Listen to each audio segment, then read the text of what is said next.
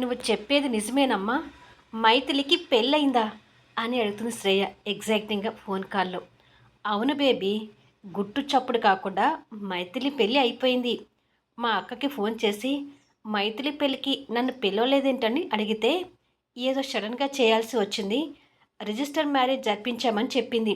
ఇక నీకు కళ్యాణ్కి మధ్య మైథిలి అడ్డు తొలగిపోయిందనుకొని నేను ఎంత సంతోషపడ్డానో తెలుసా అంటుంది మల్లిక.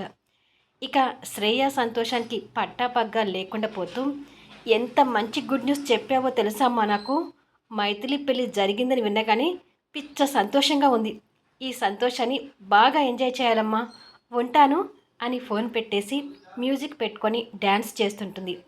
అలా సంతోషంతో కాసేపు ఎగిరి ఆయాసంతో రొప్పుతూ, పాపం కళ్యాణ్, మైథిలికి పెళ్ళి జరిగిందనే విషయం కళ్యాణ్కి తెలిస్తే కళ్యాణ్ పరిస్థితి ఏంటి అని నవ్వుకొని, అయ్యో ఈ సంతోషంలో మైథిలి ఎవరిని పెళ్లి చేసుకుందో అడగటం మర్చిపోయాను.